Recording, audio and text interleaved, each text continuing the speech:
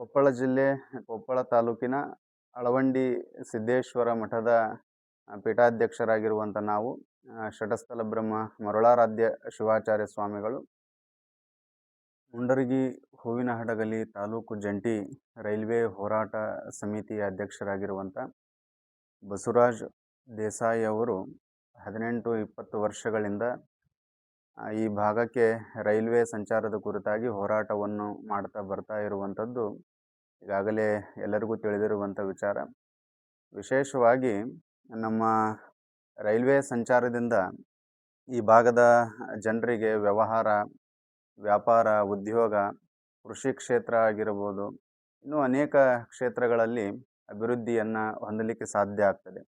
ಮತ್ತು ಜನಸಮುದಾಯಗಳಿಗೆ ತಮ್ಮ ಬದುಕಿನ ಉತ್ತೀರ್ಣ ಸ್ಥಿತಿಯನ್ನು ಪಡೆದುಕೊಳ್ಳಲಿಕ್ಕೆ ಎಲ್ಲ ಕ್ಷೇತ್ರಗಳನ್ನು ಮುಟ್ಟಲಿಕ್ಕೆ ಈ ರೈಲ್ವೆ ಸಂಚಾರ ಸಹಕಾರಿಯಾಗ್ತದೆ. ಆ ಕಾರಣಕ್ಕಾಗಿ ರಾಜ್ಯ ಸರ್ಕಾರ ಮತ್ತು ಕೇಂದ್ರ ಸರ್ಕಾರ ಈ ಹೋರಾಟಕ್ಕೆ ಆದಷ್ಟು ಬೇಗ ಸೂಕ್ತವಾಗಿರುವಂಥ ಸಂತೋಷದ ಸಿಹಿ ಸುದ್ದಿಯನ್ನು ನೀಡಬೇಕು. ಮತ್ತು ವಿಶೇಷವಾಗಿ ನಮ್ಮ ನಾಡಿನ ಎಲ್ಲ ಮಠಾಧೀಶರು, ಪೂಜ್ಯರ ಮಾರ್ಗದರ್ಶನ, ಹಾರೈಕೆ, ಪ್ರೋತ್ಸಾಹ ಈ ಹೋರಾಟ ಸಮಿತಿಯವರ ಜೊತೆಯಾಗಿ ಸದಾಕಾಲ ನಿಲ್ತದೆ.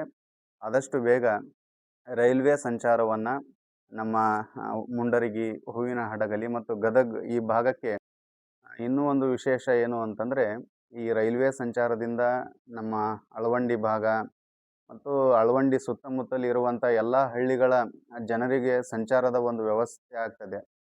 ಎಲ್ಲ ಸೌಲಭ್ಯಗಳು ಅನುಕೂಲಕರವಾಗಿರುವಂತಹ ವ್ಯವಸ್ಥೆ ರೈಲ್ವೆ ಸಂಚಾರದಿಂದ ನಿರ್ಮಾಣ ಆಗ್ತದೆ.